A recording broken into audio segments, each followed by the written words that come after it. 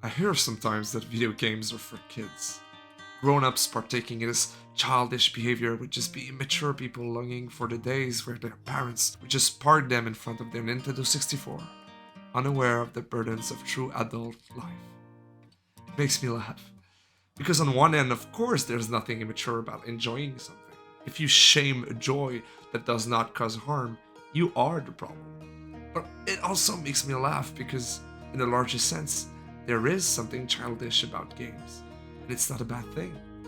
I think one of the errors we make as adults is to forget to be kids, the good parts of it. Playing, feeling joy for the sake of feeling joy, not always being productive or serious. Isn't this just a good thing? Otherwise, we become boring, resentful adults waiting for their retirement, while at the same time dreading it because, well, what is there beside work?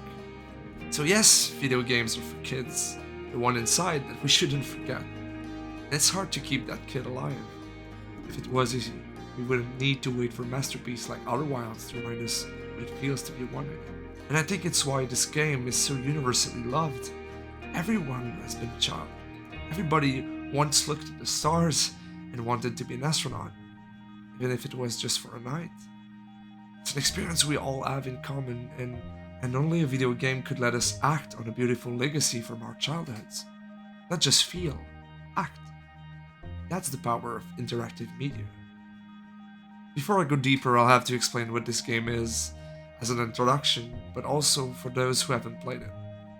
And if you're one of those people, know that you are making one of the worst decisions of your life by deciding to watch a video about this game before going through it yourself. You deserve that experience. So you've been warned.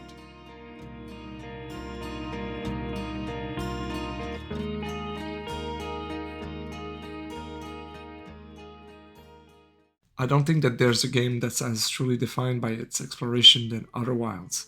Mobius Digital built us a space exploration game without any notion of quests or map markers that poses the world as one gigantic puzzle. We are tasked to understand the story behind a lost civilization called Nomai, and we're just thrown into the world. Flying away from our little planet, the whole solar system waits for us, and we are set free to find the answers to the mysteries of the universe. Add to that a time loop mechanic reminiscent of Majora's Mask, where the player needs to think about not only space, but time, and you have a game purely driven by exploration. Every single clue is already laid out in the world for you to discover, and then the game design becomes a question of hinting the player's interest.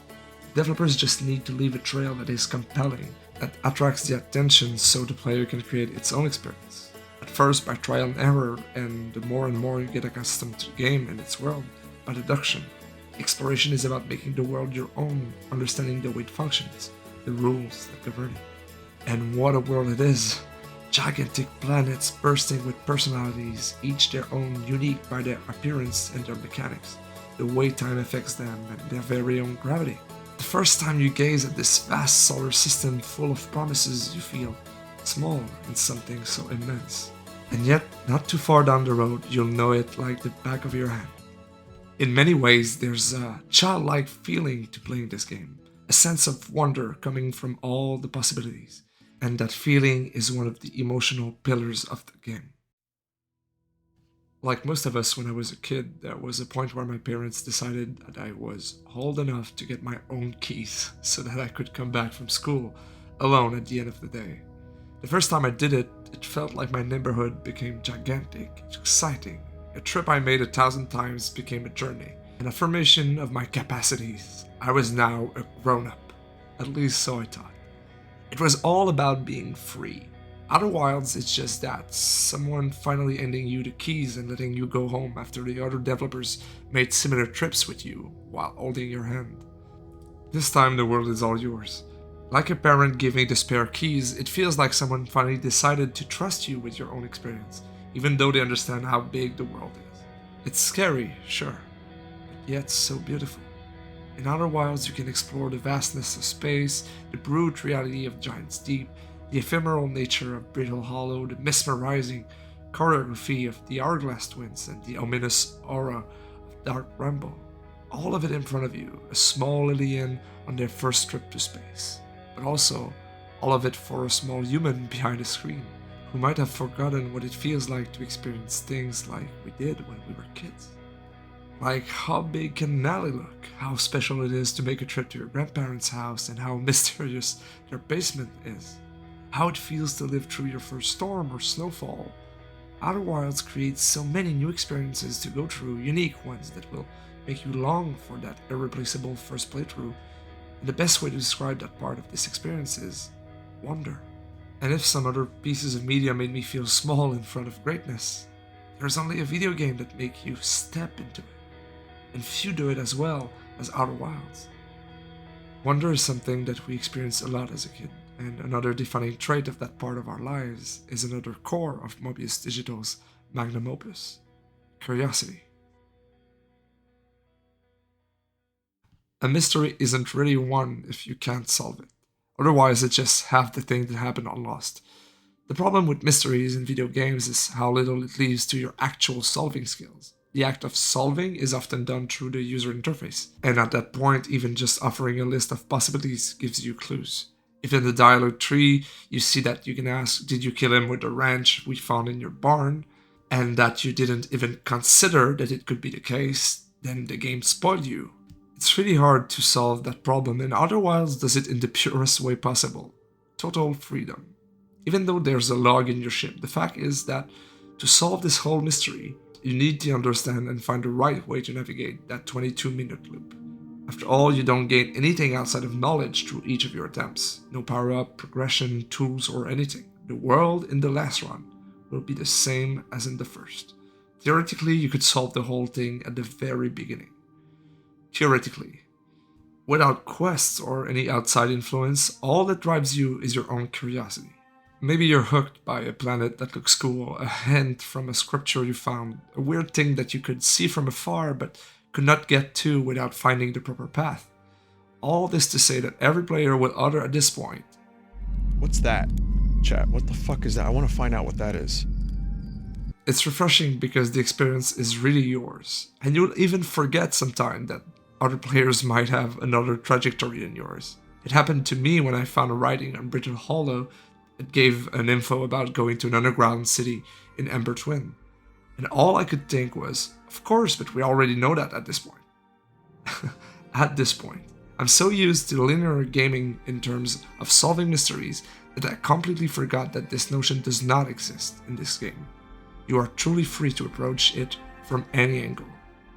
Curiosity goes hand in hand with freedom. A question demands an answer, and Mobius Digital is all about giving you the opportunity to find them. And as you play the game more and more, it will mean that you grasp the world more and more. The story of the Nomai, the reason behind the time loop, what will probably be your final destination. It all accumulates, going from satisfying realization to satisfying realization as you start to see the gears running behind the curtain. At some point, everything clicks, and you have all you need to end it. The flow is not necessarily perfect. The later runs where you are looking for something very specific that might be harder to find might make the pacing a little tedious. But outside of that, the rhythm is dictated by your curiosity, and it makes for an engaging journey. Just like a kid asking why after each answer he or she is given, you are going through this adventure seeking to know more and more and dreading the day where there won't be anything left to ask about. And then it ends. The meaning of the ending is up to interpretation, and letting the last answer they give you be somewhat of a question is thematically strong. But it's not only an answer. It's a narrative climax to a game without a clear narration, a celebration of all the themes that you have encountered either directly, through the writings left by the Nomai and the dialogues you have had with other space explorers, or indirectly just through your very own experience with it. And this ending leads us to the third and final core. This one took me a long time to get. It felt like the word floated around my head, omnipresent and yet very hard to grasp. It finally came to me. Acceptance. It's funny because the whole time you play Outer Wilds, it feels like the goal is to stop the sun's supernova. The loop ends by the death of the stars, so it feels logical that the solution lies in there. With the interloper colliding with the sun close to the end of the loop, for a while I thought I needed to use the gravity cannons to change its orbit. I wanted to save the world. After all, that's what you do in video games, right? And yet, it's not the point. It's not the ending. The final loop is about completing a journey that the Nomai began, to the eye of the universe. There, you'll go through what I could only concisely refer to a profoundly subjective and quantum experience of the death of the universe. A sentence I would have never expected to utter before playing through this game.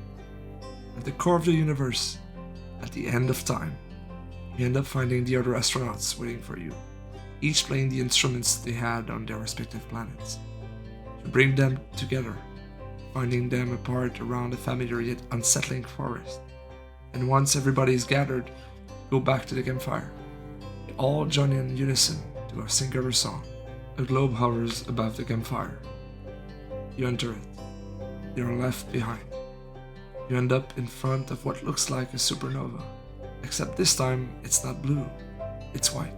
The screen goes black, the credits roll, and after them a title card. 14.3 billion years later. There's an image. There are planets, aliens around a campfire, and the scout you used so many times during your adventure. It goes back to the main menu. The end. For real this time. It's really hard to explain the feeling you get playing through that, and to do so I'll start by explaining what I think happens, because there are many interpretations to that ending. Mine is that the eye of the universe is in fact the beginning and the end of time, the heat death of it all, but also the Big Bang. You don't escape death, but you get to see how it ends and how it begins at the same time. Very quantic. Which means that, in the end, you don't save the day. You don't overcome death. You just get to be the witness of something beautiful while remembering all of those who accompanied you during your journey. And then it's over. Feels a bit like a metaphor to life, right? You live, hopefully more good moments than bad, and with more good people than bad, and then it's over. And in addition, you have the music that's played by your friends, and originally composed by Andrew Pralo. It's soothing, calm, and yet epic. It's a big moment, scary, beautiful, emotional, but you're not alone. While I was playing through that, it brought me back to feelings I've had in a funeral. A friend of mine died a couple of years ago, and when we gathered for the burial, it's safe to say it was not your classic ceremony. We had something closer to a celebration, with songs, readings, hell, there even was improv. He was, among many things, an artist, and the family wanted us to remember what it was to be alive around him. So we performed, laughing wholeheartedly, and we also cried. And I don't think there's a better testament to Otherwild's ending than this. It brought me back to that feeling, that juxtaposition of joy and sadness, the messy blending of what was and what will never be again. The middle ground of these conflicting feelings. Acceptance. I even think acceptance is at the core of the game design, going each time through a 22-minute loop. It's going to end in the same way if you don't get what you want. But it's okay. There's going to be a new beginning. Waking up one more time on Timberheart. Until one day where you won't. All of it was worth your while.